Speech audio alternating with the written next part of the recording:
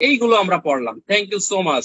আমরা এখন দুটো ধারা পড়বো। এই দুটো ধারা পুলিশের জন্য গুরুত্বপূর্ণ প্রশ্ন আসলেও আসতে পারে। 35 এবং 35 ক। একটা গল্পের মাধ্যমে বলি, আমি গল্পের মাধ্যমে বললে আমার মন থাকবে। 35 ধারায় বলা হচ্ছে যে যখন একজন ব্যক্তি, হ্যাঁ, একজন ব্যক্তি বলা হচ্ছে যে একজন ব্যক্তি কোনো একটা মামলায় আপনার একাধিক অপরাধ তার বিরুদ্ধে প্রমাণিত হয়েছে, ঠিক আছে কিনা। মনে করেন একজন ব্যক্তি ধর্ষণ করছে, ধর্ষণ করার সময় তাকে মনে করেন যে আঘাতও করছে। আবার একজন ব্যক্তি মনে করেন যে এসিড নিক্ষেপ করছে, এসিড নিক্ষেপ করে আবার একজনের মনে করেন যে আপনার হাতে কোপ দিয়ে একটা হাতও মনে করেন কাটি ফেলছে। তাহলে ভালো করে বুঝেন, তাহলে বলা হচ্ছে যে একজন ব্যক্তি যখন একাধিক অপরাধ করবে একটা মামলায়, তখন বলা হচ্ছে সরকার যদি নির্দেশ দেয় এই যে শাস্তিটা দিল, সেই ক্ষেত্রে একটার শাস্তি একটার পর আর একটা চলতে থাকবে। তবে মানে বিচারক যদি নির্দেশ দেয় যে একটার পরে আর একটা চলবে না, বা সেই ক্ষেত্রে আপনার দুটোর সমন্বয়ে শাস্তি আপনার শেষ হতে পারে। আপনারা মনে হয় কেউ বোঝেন নাই কথাটা। মনে করেন আমি চুরি করছি, চুরি করার পরে মনে করেন যে আমি সেখানে ব্যভিচার করছি বা আমি কাউকে আঘাত করছি, তাহলে চুরির জন্য আমার সাজা হচ্ছে মনে করেন 3 বছর, ব্যভিচারের জন্য সাজা হচ্ছে 7 বছর। তারপরে হচ্ছে যে আপনার মনে করেন যে কি বলতেছে, মনে করেন যে সাধারণ আঘাত করছি, যার সাজা হচ্ছে 2 বছর। তাহলে নর্মালি সাজা কয়টা হচ্ছে? তাহলে চুরির জন্য দেশে আমার মনে করেন 3 বছর, ব্যভিচারের জন্য দেশে আপনার মনে করেন যে 5 বছর, আর আঘাতের জন্য দেশে 2 বছর। তাহলে কয় বছর হলো? 3 বছর হলো 7, 10 বছর, আর আঘাতের জন্য 2 বছর, তাহলে হচ্ছে 10, 11, 12 বছর সাজা হয়ে গেছে আমার। তাহলে এই 35 ধারায় বলতেছে যে আপনার এই আদালত যদি স্পেশাল কোনো নির্দেশ না দেয় যে সাজা আপনার একটার পরে একটা মানে একসাথে শেষ হবে, সেই ক্ষেত্রে সাজা একটার পরে একটা চলবে। অর্থাৎ প্রথমে সে 3 বছর খাটবে, পরে সে 7 বছর খাটবে, আর পরে সে আপনার আছে 3 বছর খাটবে। কিন্তু আদালত যদি নির্দেশ দেয় যে এখানে আপনার যে মানে মূল যে সাজাটা হয়েছে, সেই সাজাটা সে একসাথে খাটলে তার হবে, তার কোনো সমস্যা নাই, ঠিক আছে কিনা। অর্থাৎ সেখানে হচ্ছে এখানে যে মূল যে সাজাটা, অর্থাৎ সব মিলে যে সাজাটা, সেই সাজাটা সে এখানে খাটতে পারবে, অর্থাৎ তার এখানে কোনো সমস্যা হবে না। তবে এখানে শর্ত দেছে যে যেই ম্যাজিস্ট্রেট আপনার এখানে বিচারটা করবে, সেই ম্যাজিস্ট্রেট আপনার একজন ব্যক্তিকে যদি একটার পর একটা সাজা না চলে, সেই ক্ষেত্রে একজন ম্যাজিস্ট্রেট একজন ব্যক্তিকে আপনার বলা হচ্ছে 14 বছরের বেশি সাজা দিতে পারবে না। তাহলে এমসিকিউ, কত বছর বেশি সাজা দিতে পারবে না? এমসিকিউ, 14 বছরের বেশি সাজা দিতে পারবে না। এবং আমাদেরকে আরেকটা জিনিস মনে রাখতে হবে, এই 35 ধারায় বলতেছে যে এই ম্যাজিস্ট্রেট আপনার যে সাজা তার এখতিয়ারের মধ্যে রয়েছে, ওই যে 29, 30 ধারায় আপনার ম্যাজিস্ট্রেটে কত সাজা দিতে হবে এগুলো পড়ার দরকার নেই, এগুলো এই জন্য বুঝতে অসুবিধা হবে, টেনশন নিয়েন না, কোনো এগুলো আসবে না ইনশাল্লাহ। বলা হচ্ছে এই ম্যাজিস্ট্রেট তার এখতিয়ারের মধ্যে, অর্থাৎ একজন ম্যাজিস্ট্রেট সর্বোচ্চ 5 বছর সাজা দিতে পারে, 10 বছর সাজা দিতে পারে। তবে এই ম্যাজিস্ট্রেট যে সাজা দিতে পারবে, তার সাজার দ্বিগুণের বেশি এই সাজা দেওয়া যাবে না। তাহলে একটা এমসিকিউ, একটার পর একটা বিচার না চললে কতটা সাজা দিতে পারবে? তাহলে বলা হচ্ছে 14 বছরের বেশি সাজা দেওয়া যাবে না, অর্থাৎ এক নাগারে সাজা 14 বছরের বেশি আপনার হবে না। এটা বলতেছে হলো কেন শর্তে। আর একটা বলতেছে যে ম্যাজিস্ট্রেট বিচার করবে বা সাজা দেবে, তার সাজা, তার যে এখতিয়ারের, তার যে ক্ষমতা আছে, সেই ক্ষমতার দ্বিগুণের বেশি সাজা সে দিতে পারবে না, এই কথাটা বলা হচ্ছে। এখানে আরো একটি গুরুত্বপূর্ণ পয়েন্ট বলতেছে বন্ধুরা, নতুনদের জন্য অনেক কঠিন মনে হচ্ছে, যারা পুরন তাদের জন্যই কঠিন, কারণ এইসব ধারা তো বেসিক্যালি আমরা পড়ি না, ঠিক না ভাই? এই জন্যই কঠিন। কিন্তু আপনাদের কাছে পানির মতো লাগবে 42 থেকে সামনের দিকে, যেগুলো আমাদের পরীক্ষা আসবে, এগুলো পরীক্ষা আসে না, তাই একটু কঠিন মনে হচ্ছে, সুতরাং হতাশার কিছু নাই। আর এইখানে 35 ধারায় আরো একটি গুরুত্বপূর্ণ কথা বলতেছে বন্ধুরা, যেখানে বলতেছে যে আপনি এই যে আপনি যদি আপনার যে সাজা হয়েছে, আপনি এই সাজার জন্য যদি উচ্চ আদালতে আপিল করেন, সেই আপিল আপনার একাধিক সাজার জন্য আপনি আপিল করতে পারবেন না। সমগ্র সাজাকে একটি মাত্র সাজা বিবেচনা করে আপনি উচ্চ আদালতে আপিল করতে পারবেন। তাহলে এমসিকিউ আসতে পারে, কার্যবিধির 35 ধারার অধীনে সমগ্র সাজাকে কয়টি সাজা হিসেবে বিবেচনা করে আপিল করতে হবে? এক বা একাধিক সাজা হিসেবে বিবেচনা করে, 2 বা অধিক সাজা হিসেবে বিবেচনা করে, একটি মাত্র সাজা বিবেচনা করে, উপরে কোনোটি না? তখন সঠিক আনসার হচ্ছে একটি মাত্র সাজা বিবেচনা করে আপনাকে উচ্চ আদালতে আপিল করতে হবে। এমসিকিউর জন্য গুরুত্বপূর্ণ ভাই। রিটেনের জন্য যদি আসে, দেখে দেখে বই দেখে লাগবেন, পারবেন। জাস্ট একটা ধারণা দিলেন 35 ধারা এটা বলছে। এখন আমরা পড়বো 35 কা। 35 কতে কি বলতেছে বন্ধুরা? 35 কটা গল্পের মাধ্যমে একবারে সোজা বলা হচ্ছে মৃত্যুদণ্ডে দণ্ডনীয় অপরাধ ব্যতীত। এমসিকিউ, এই এমসিকিউ কি বলতেছে? 35 ধারায়, কার্যবিধির 35 ধারায় কোন অপরাধকে বাদ দেওয়া হয়েছে? এমসিকিউ বলা হচ্ছে মৃত্যুদণ্ডে দণ্ডনীয় অপরাধ ব্যতীত।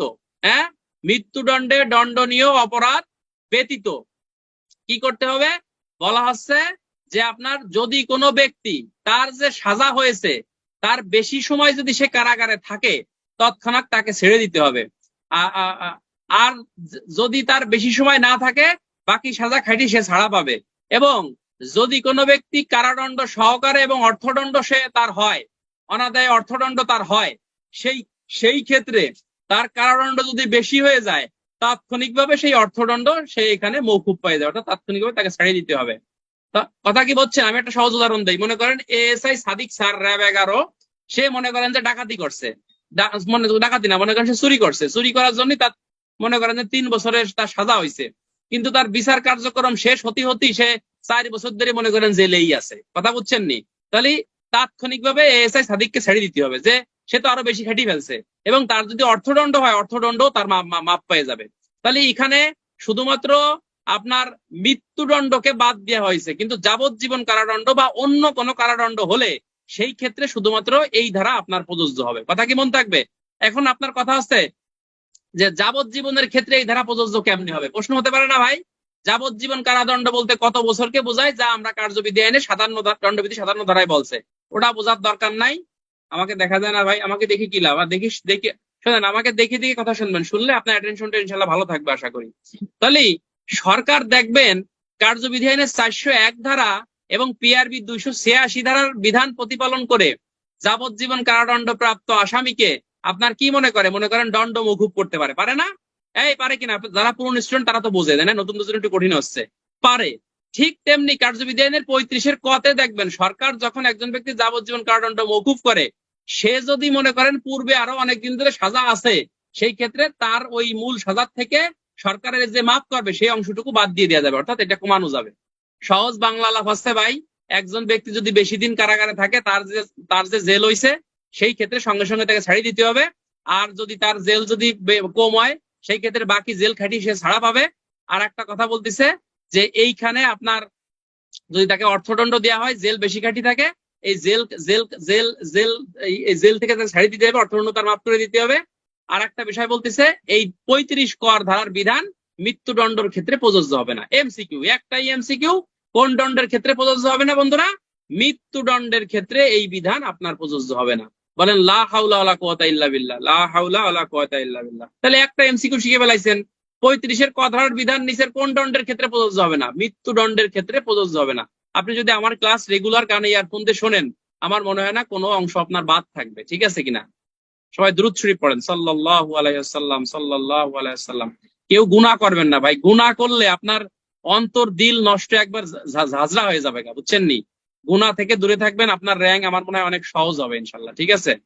বেশি বেশি ইস্তেগফার পড়বেন, বেশি বেশি দুরূদ শরীফ পড়বেন, 5 ওয়াক্ত নামাজ পড়বেন, দেখবেন আল্লাহ পাক আপনার প্রত্যেক কাজকে ইনশাআল্লাহ সহজ করে দেবে।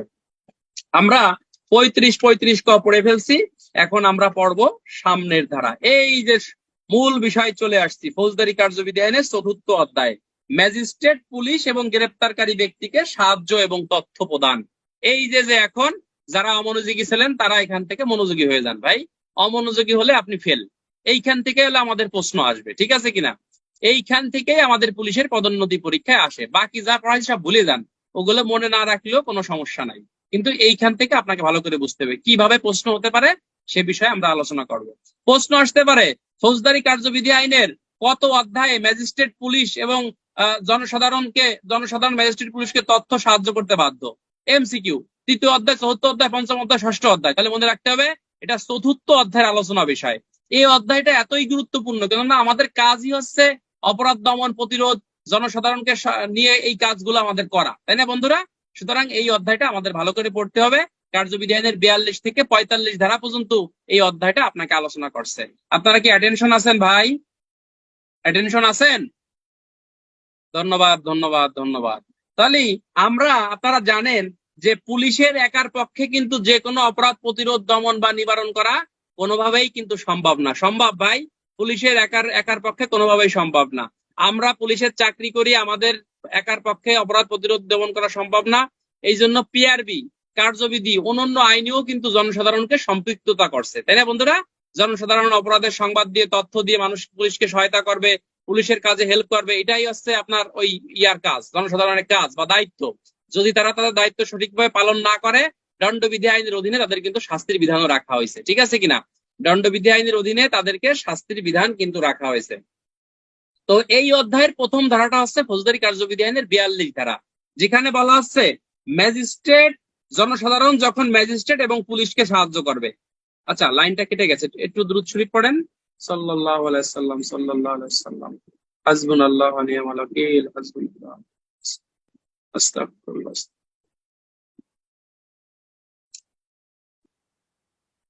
আমাদের মোবাইলে আরো কানেকশন আছে, বুঝছেন?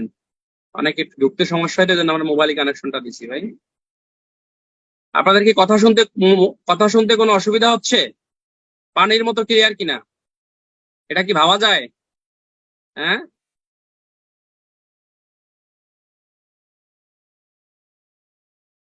শোনেন, ছোট্ট জীবনে সবাই হাসি খুশি থাকবেন, ঠিক আছে? মন খারাপ করবেন না, এবং মনের ভিতরে একটা জিদ তৈরি করেন যে আমি 1 বছর কন্টিনিউ পড়বো, আমার উপর যত আঘাত প্রতিঘাত যাই আসুক না কেন, আমি পড়াশোনা ছাড়বো না, এবং আমি ইনশাল্লাহ আলামিন ভাইয়ের পাশে লাগছি এবং এটার শেষ দেখে ছাড়বো। এই চিন্তাটা যে করে লেখাপড়া করবেন, আশা করি সে ইনশাল্লাহ কামিয়াব হবেন, ঠিক আছে? আশা করি সে কামিয়াব হবেন, তার ইনশাল্লাহ কোথাও ঠেকবে না। এবং আমার কাছে হয়তো শেষ পর্যন্ত অনেকে থাকবেন বা থাকবেন না, বিভিন্ন সমস্যা আপনাদের থাকবে, এটা বুঝি, কারণ মোটামুটি তো অনেকদিন ধরেই পড়াই আমি, তাই না? সুতরাং আপনার একটা জিনিস মনে রাখবেন, শেষ ভালো যার সব ভালো তার, শেষ পর্যন্ত যে থাকবে সেই ইনশাল্লাহ তার হাসিটা মুখে পড়বে ইনশাল্লাহ, ঠিক আছে?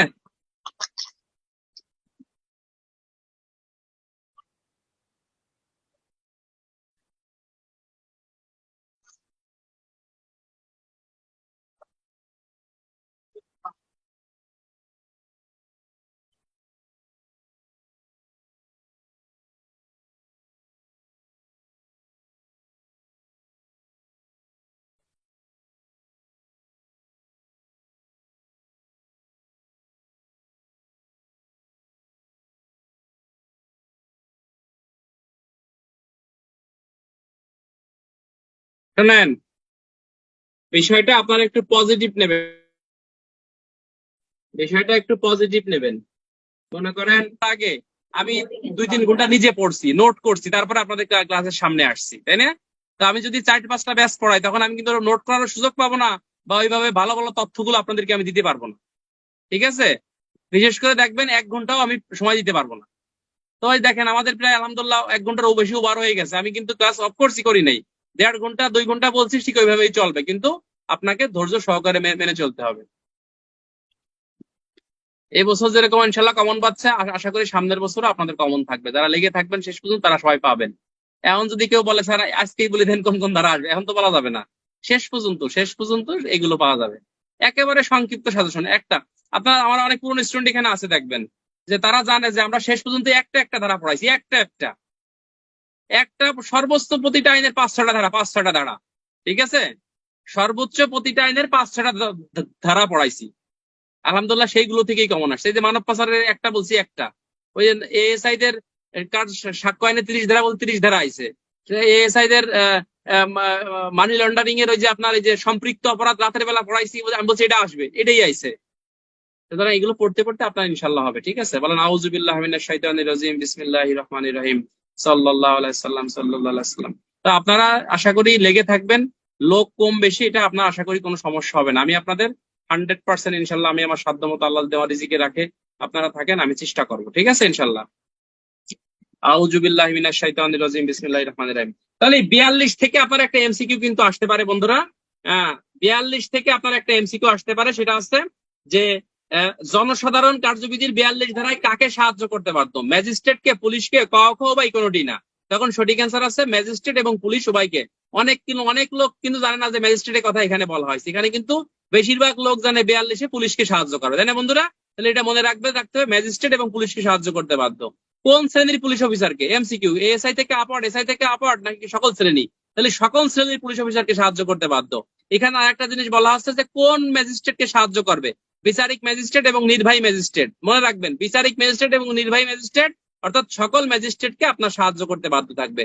প্রশ্ন হচ্ছে কোন ক্ষেত্রে সাহায্য করবে, তাহলে 42-এর কতে বলতেছে যে আপনার গ্রেপ্তার করতে এবং বলা হচ্ছে যে অথবা পলায়ন প্রতিরোধ করতে সাহায্য করতে বাধ্য থাকবে। এখানে গ্রেপ্তার করতে বা পলায়ন প্রতিরোধ করতে ম্যাজিস্ট্রেট এবং পুলিশ অফিসার উভয়কে আপনার সাহায্য করতে আপনার এখানে বাধ্য থাকবে। মন থাকে বন্ধুরা? তাহলে প্রশ্ন আসতে পারে যে ক নামক সাব ইন্সপেক্টর এজাহার নামীয় আসামি গকে গ্রেপ্তার করার জন্য তার বাড়িতে মানে মানে গমন করলো, সেক্ষেত্রে পুলিশের উপস্থিতি টের পেয়ে পিছনের দরজা দেশে পলায়ন করলো। উপস্থিত খ নামক ব্যক্তিকে উক্ত আসামিকে ধরার জন্য সাহায্য কামনা করে। এক্ষেত্রে ক নামক পুলিশ অফিসারের সাহায্য ছাড়া আইনগত ভিত্তি কি, আইনের আলোকে ব্যাখ্যা করে। এক্ষেত্রে ক নামক ব্যক্তি যদি সাহায্য না করে তার বিরুদ্ধে পুলিশ অফিসার কি ব্যবস্থা গ্রহণ করতে পারে। প্রশ্ন দেবে আপনার মনে করেন বিশাল একটা, কিন্তু উত্তর আপনার একেবারেই ছোট। আপনি লিখবেন বাংলাদেশ পুলিশ বাহিনী একটি আইন শৃঙ্খলা রক্ষাকারী বাহিনী, হ্যাঁ, অপরাধ দমন প্রতিরোধ নিয়ন্ত্রণ করা পুলিশের অন্যতম দায়িত্ব কর্তব্য। এক্ষেত্রে জনসাধারণকে সম্পৃক্ত করা হয়েছে, জনসাধারণের সাহায্য সহযোগিতা ছাড়া অপরাধ প্রতিরোধ বা নিবারণ করা যায় না। এরপর লিখবেন প্রশ্নের আলোকে কার্যবিধি আইনের 42-এর ক ধারা মোতাবেক অপরাধ দমন এবং পলায়ন প্রতিরোধে জনসাধারণের কাছে পুলিশ অফিসার সাহায্য চাইতে পারে। এটা আইনগত ভিত্তি রয়েছে 42-এর ক, ঠিক আছে কিনা? পুলিশ আইনের 23 ধারা দেবেন, PRB 118 দেবেন। এরপরে লিখবেন এক্ষেত্রে সে সাহায্য করতে বাধ্য থাকবে। এবার একটা নোট দেবেন, যদি সে সাহায্য না করে ক নামক ব্যক্তির বিরুদ্ধে কার্যবিধি আইনের 187 ধারা মোতাবেক প্রসিকিউশন দাখিল করা যাবে এবং ওই ধারা মোতাবেক সে দণ্ডিত হবে। কি চমৎকার না ভাই কথাটা? আপনাকে প্রশ্ন বুঝতে হবে। এখন দেখলে সূচি পড়েন 42-এ সাহায্য, 42 সাহায্য, এই সূচি পড়ে কেউ কিছু করতে পারবে না। আপনাকে প্রশ্ন বুঝতে, প্রশ্ন যে বুঝবে সেই ইনশাল্লাহ কামিয়াব। এখান থেকে মনে করেন আরো প্রশ্ন বিভিন্ন ভাবে আসতে পারে। মনে করেন এইভাবে আসতে পারে প্রশ্ন যে আপনার মনে করেন যে আপনার এইভাবে একটা প্রশ্ন আসলো যে ফৌজদারি কার্যবিধি আইন অনুসারে, ফৌজদারি কার্যবিধি আইন অনুসারে কখন জনসাধারণ আপনার কোন কোন ক্ষেত্রে ম্যাজিস্ট্রেট বা পুলিশকে সাহায্য করতে বাধ্য থাকবে, কোন কোন ক্ষেত্রে, তখন 42-এর ক খ দুটো আপনাকে দেওয়া লাগবে। তাছাড়া ওই যে 128 ধারাটাও কিন্তু আপনাকে দিতে হবে, দিলে ইনশাল্লাহ আপনার এখানে উত্তর ক্লিয়ার হবে। এখান থেকে দেখেন এই খ নম্বরে কি বলতেছে, তাহলে 1 নম্বর পয়েন্ট জেনে গেলাম। খ নম্বরে বলতেছে শান্তিভঙ্গের আশঙ্কা প্রতিরোধ, শান্তিভঙ্গ দমন অথবা রেলপথ, খাল, টেলিগ্রাফ বা সরকারি সম্পত্তির ক্ষতির প্রচেষ্টা প্রতিরোধে সাহায্য করতে বাধ্য থাকবে। এখানে প্রত্যেকটা পয়েন্টই গুরুত্বপূর্ণ। প্রশ্ন আসতে পারে নিচের কোনটি প্রতিরোধে সাহায্য করবে। MCQ 1 নম্বরে রেলপথ, খাল ক্ষতির হাত থেকে, 2 নম্বরে সম্পত্তি, সরকারি সম্পত্তির যে কোনো ক্ষতির প্রচেষ্টা, 3 নম্বরে শান্তি শৃঙ্খলা, শান্তিভঙ্গ দমন, উপরের সবগুলো। তখন সঠিক অ্যান্সার আছে উপরের সবগুলো। এখন আসতে পারে যে 5 মার্কের প্রশ্ন কিভাবে আসবে। 5 মার্কের প্রশ্ন আসবে ক নামক একজন সাব ইন্সপেক্টর রাত্রিকালীন টহল ডিউটি করতেছে কোথায়, মোহাম্মদপুর এলাকায়। তিনি দেখতে পারলেন যে আপনার ক খ গ নামক একজন আপনার ব্যক্তি আপনার সরকারি রাস্তার মাটি কেটে নিয়ে যাচ্ছে। এই ক্ষেত্রে ক নামক সাব ইন্সপেক্টর পাশে চায়ের দোকানদারের কাছে সাহায্য কামনা করলো তাদেরকে ধরার জন্য, বা এই মানে কামনা করলো। সেক্ষেত্রে তার চার আইনগত ভিত্তি কি এবং ওই চায়ের দোকানদারের আইনগত করণীয় কি। তাহলে এই যে সরকারি সম্পত্তির ক্ষতি করতেছে, সরকারি রাস্তার মাটি কাটিয়ে নিয়ে যাচ্ছে, তাহলে কি এটা অপরাধ কিনা ভাই? এটা অবশ্যই কিন্তু অপরাধ। সেক্ষেত্রে 42-এর খ দিয়ে আপনাকে অ্যান্সার করতে হবে। এবং পুলিশ আইনের 23 ধারা PRB 118-তে এই অপরাধ প্রতিরোধ বা দমন করা ওই সাব ইন্সপেক্টরের কিন্তু দায়িত্ব বা কর্তব্য। পুলিশ আইনের 23 ধারা আসতে মনে করেন গোল আলু, এখানে যারা পুলিশের কাজে যেখানে দেবেন সেখানেই আপনার সে ফিট, অর্থাৎ পুলিশের কাজ মানেই পুলিশ আইনের 23 ধারা। মনে থাকবে এটা। এগুলো আমরা সব নোট আকারে লেখাবো, আমি বাড়ির কাজ দেবো, আবার উত্তর করে দেবো, টেনশনের কারণ নাই। আপাতত 8-10 দিন পড়াই, তারপর হয়তো 20-21 তারিখের থেকে আমরা বাড়ির কাজ দেবো, এগুলোকে আবার কম্পিউটারে নোট করে দেবো ইনশাল্লাহ। ঠিক আছে ভাই? আচ্ছা, ধন্যবাদ। 152 দেওয়া যায়। 100 কি 152 ভাই? কোনটার 152? দাঙ্গা দমন নাকি? 152 মানে কিসের 152? হ্যাঁ, ওই যে PRB 152 না কি? বুঝলাম না। হ্যাঁ, আচ্ছা, কার্যবিধির 152 দেওয়া যাবে কিনা? না, কার্যবিধির 100, হ্যাঁ কার্যবিধি 152 দেওয়া যায়। এটা তো অপরাধ প্রতিরোধে দেওয়া যায়, ওটা তো পুলিশের প্রতিরোধ দিতে পারেন, সমস্যা নাই, দিতে পারেন। আচ্ছা, তাহলে এখান থেকে আমাদের আরেকটা বিষয় জানা দরকার বন্ধুরা, যেখানে বলা হচ্ছে যে পুলিশ অফিসার ম্যাজিস্ট্রেটকে জনসাধারণ সাহায্য করতে বাধ্য, তবে বাধ্য নয় কিন্তু দুটি ক্ষেত্রে। লিখে রাখেন, ভাষ্যতে লেখা আছে বাধ্য নয় দুটি ক্ষেত্রে। একটা হচ্ছে ফেরারি আসামির নাম ঠিকানা খুঁজে বের করে দেওয়ার জন্য, কি বলছি, ফেরারি আসামির নাম ঠিকানা খুঁজে বের করে দেওয়ার জন্য বাধ্য নয়। আর একটা হচ্ছে আপনার মামলার সাক্ষীকে খুঁজে বের করে দিতে কিন্তু বাধ্য নয়। কি বলছি, ফেরারি আসামির নাম ঠিকানা খুঁজে বের করে দিতে বাধ্য নয়। আর একটা বলতেছে মামলার সাক্ষীকে খুঁজে বের করে দিতে আপনার কিন্তু বাধ্য নয়। এই কথাটাই কিন্তু আপনার বেসিক্যালি এখানে বলতেছে। এখান থেকে আর একটা প্রশ্ন কিন্তু আমাদের পদোন্নতি পরীক্ষায় আসতে পারে, সেটা কি বন্ধুরা? সেটা হচ্ছে যে আপনার এই যে যে ধারা, এই ধারায় আপনার কার্যবিধানের 42 ধারা মোতাবেক নিচের কোনটি করতে আপনার জনসাধারণ বাধ্য নয়? তখন কিন্তু আপনার এই ফেরারি আসামির নাম ঠিকানা খুঁজে বের করে দেওয়ার জন্য এবং মামলার সাক্ষীকে খুঁজে বের করে দেওয়ার জন্য কিন্তু আপনার বাধ্য নয়। সুতরাং আমার মনে হয় যদি এই প্রশ্ন এভাবে আসে আপনারা ইনশাল্লাহ এটা এইভাবে লিখতে পারেন, এটা আমার বিশ্বাস ইনশাল্লাহ। তাহলে আর এখান থেকে আরেকটা যে প্রশ্ন আসে যে এখানে সাহায্য বলতে নিচের কোনটিকে বোঝাবে?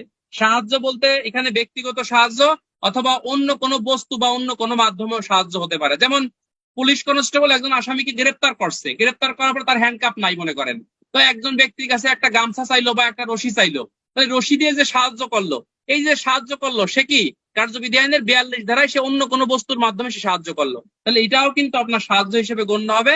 আশা করি এটা আপনারা বুঝতে পারছেন এবং এভাবে আসলে ইনশাল্লাহ আপনারা লিখতে পারবেন। কি বন্ধুরা পারবেন না ভাই? বলেন লা হাওলা ওয়ালা কুওয়াতা ইল্লা বিল্লাহ, লা হাওলা ওয়ালা কুওয়াতা ইল্লা বিল্লাহ। আমাদের ক্লাস হচ্ছে শনি, রবি, মঙ্গল, বৃহস্পতি, সপ্তাহে 4 দিন ইনশাল্লাহ। আর আমরা অচিরেই বাড়ির কাজ শুরু করব, তখন এবার আবার কম্পিউটারে আমরা এসব নোট করে দেবো আমরা, ঠিক আছে?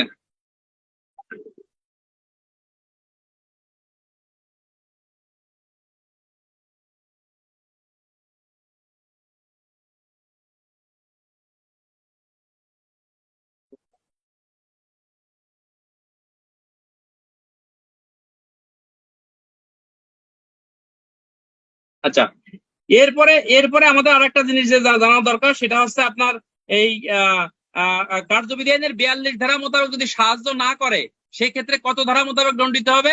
81, 82, 83, 84, 85, সেক্ষেত্রে আপনার এই 87 ধারা মোতাবেক সে কিন্তু এখানে দণ্ডিত হবে। আমি একটা কথা বলবো, এই ধারাগুলো যারা কয়েকবার পরীক্ষা দিচ্ছেন তাদের সবার জন্য পরিচিত ধারা, অনেকের শুনতে বোরিং লাগে, বাট আপনি যদি পদোন্নতি পেতে চান আপনাকে বারবারই শুনতে হবে। শুনলে আপনি অনেক নতুন নতুন বিষয়গুলো শিখতে পারবেন, আপনাকে অধৈর্য হওয়া যাবে না ভাই। ধৈর্যশীলই জীবনের শেষে সে কিন্তু হাসে, কিন্তু অধৈর্য হলে কিন্তু সমস্যা। আচ্ছা, পরবর্তী 43 ধারায় কি বলছে? 43 ধারায় বলতেছে যে পুলিশ অফিসার ব্যতীত অন্য কোনো ব্যক্তির উপর যখন গ্রেপ্তারি পরোয়ানা তামিল হবে বা গ্রেপ্তারি পরোয়ানা নির্দেশিত হবে, তখন এই পুলিশ অফিসার ব্যতীত অন্য কোনো ব্যক্তি, আপনার ব্যক্তি যখন এটা তামিল করার জন্য যাবে সেক্ষেত্রে অন্য কোনো ব্যক্তি আপনার সাহায্য করতে পারে। কিরকম? আপনারা জানেন ফৌজদারি কার্যবিধি আইনের 78 ধারা মোতাবেক জনসাধারণ কিন্তু আপনার গ্রেপ্তারি পরোয়ানা তামিল করতে পারে। কি বন্ধুরা, পারে না? ফৌজদারি কার্যবিধি আইনের 78 ধারা মোতাবেক জনসাধারণ কিন্তু আপনার গ্রেপ্তারি পরোয়ানা তামিল করতে পারে। তাহলে এই জনসাধারণ গ্রেপ্তারি পরোয়ানা তামিল করতে কখন পারে? যখন উক্ত ব্যক্তি আপনার কি করবে, তার ওই জমির মধ্যে যাবে বা জমি সীমানার মধ্যে যাবে, তখন কিন্তু সে গ্রেপ্তারি পরোয়ানা সে তামিল করতে পারবে। ঠিক আছে বন্ধুরা? তবে এখানে যে বিষয়টা আমাদেরকে বলা হচ্ছে, আশা করি আপনারা ইনশাল্লাহ বুঝতেছেন, সেটা কি? সেটা হচ্ছে যে আপনার এই আর এক জনসাধারণ এই গ্রেপ্তারি পরোয়ানা তামিলে সাহায্য করতে পারে, কিন্তু সাহায্য না করলে এইখানে কিন্তু তাকে কোনোভাবে কিন্তু দণ্ডিত করা যাবে না। এই কথাটাই বেসিক্যালি আপনার এখানে বলতেছে, এই ছাড়া কিন্তু আর কোনো কথা এখানে বলে নাই। আমরা একটু করি।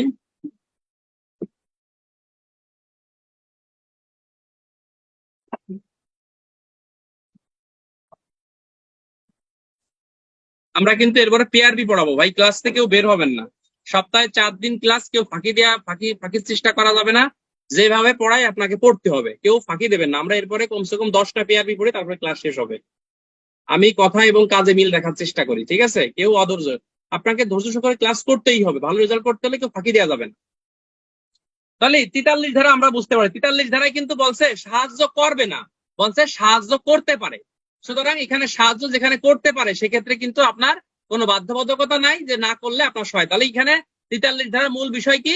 জনসাধারণ যখন গ্রেপ্তারি পরোয়ানা তামিল করবে সেই ক্ষেত্রে আর এক জনসাধারণ ওই জনসাধারণকে, যে ব্যক্তি গ্রেপ্তারি পরোয়ানা তামিল করতে গেছে যে সাধারণ, তাকে সাহায্য করতে পারে। এই কথা 43 ধারায় বলতেছে।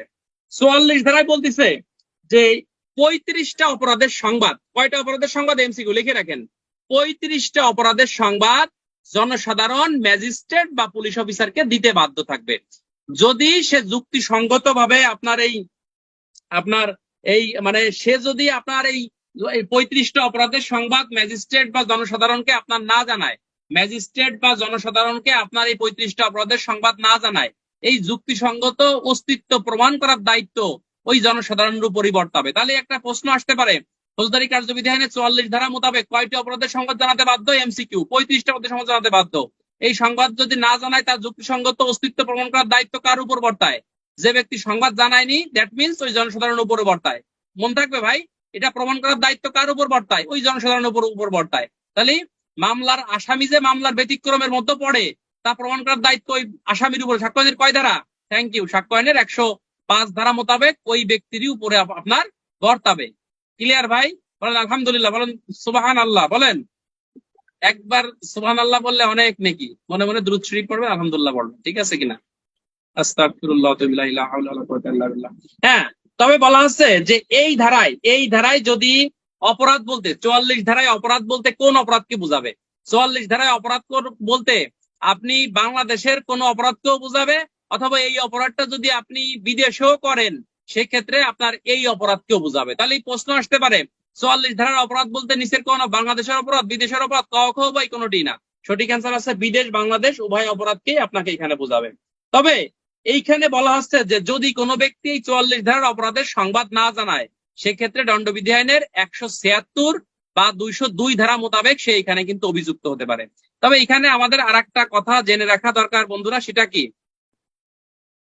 আমাদের এখানে আরেকটা কথা জেনে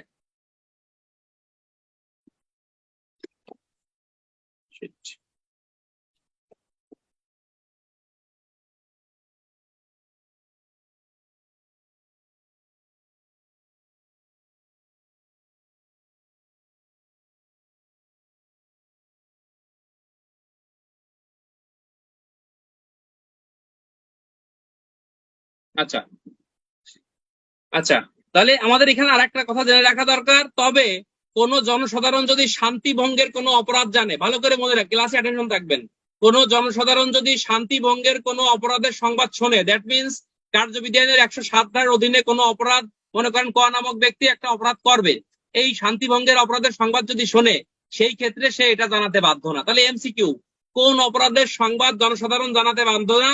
শান্তি ভঙ্গের অপরাধ জনসাধারণ জানাতে বাধ্য না। এখন কথা হচ্ছে, জনসাধারণ যদি মিথ্যা কোনো অপরাধের সংবাদ জানায় হয়রানির উদ্দেশ্যে, সেই ক্ষেত্রে দণ্ডবিধির কয় ধারা মোতাবেক অপরাধী হবে বন্ধুরা?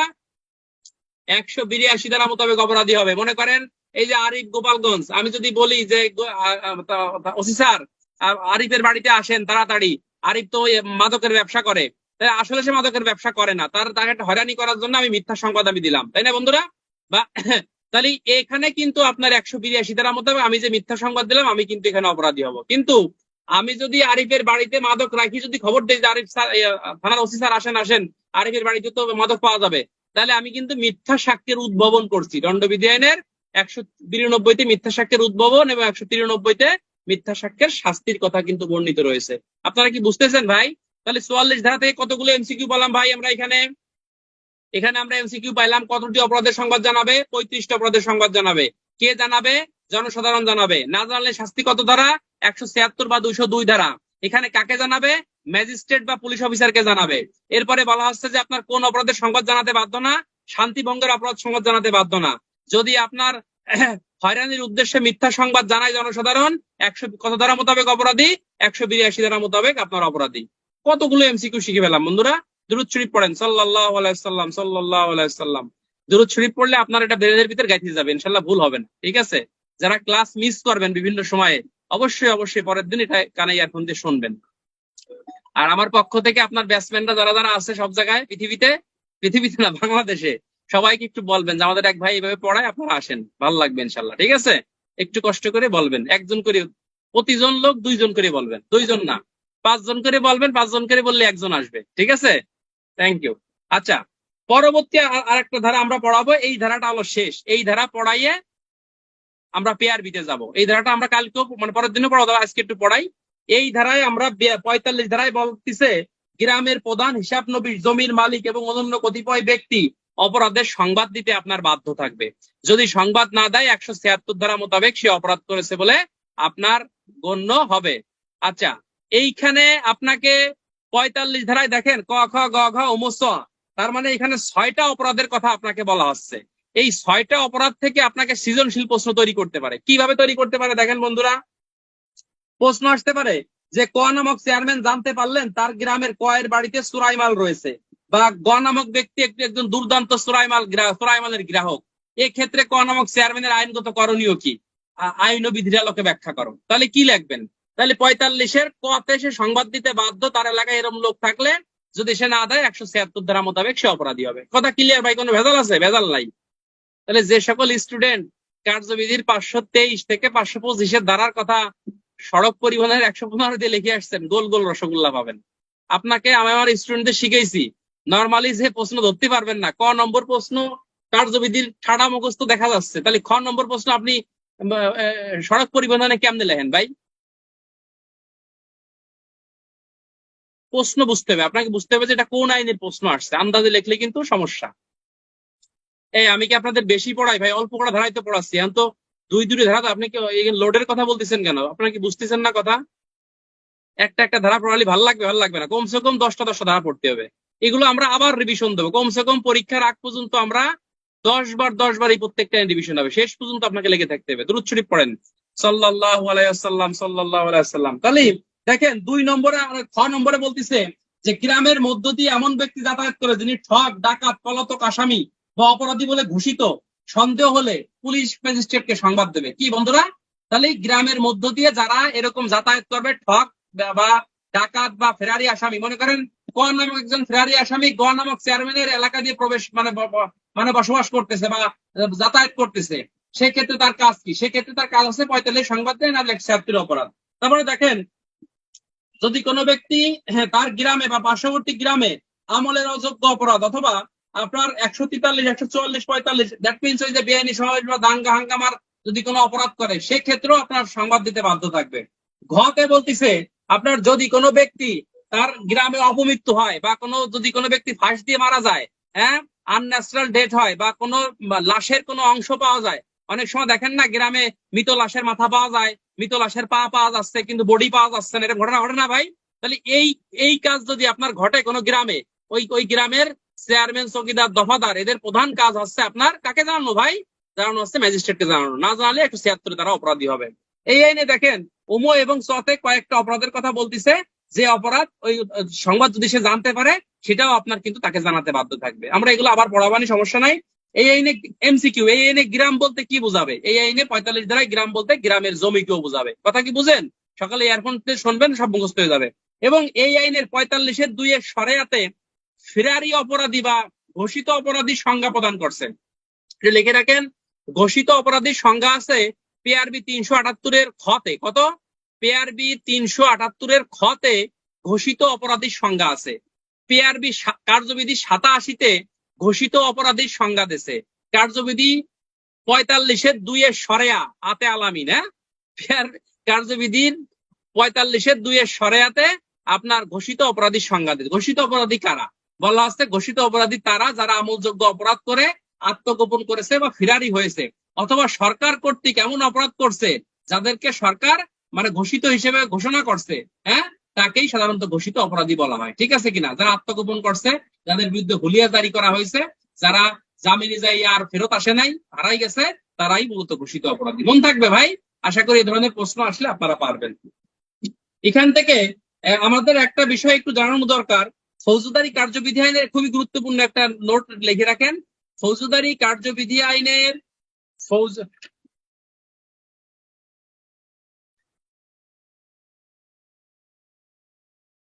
আচ্ছা, একজন প্রশ্ন করছে, ভালো প্রশ্ন, তাকে ধন্যবাদ।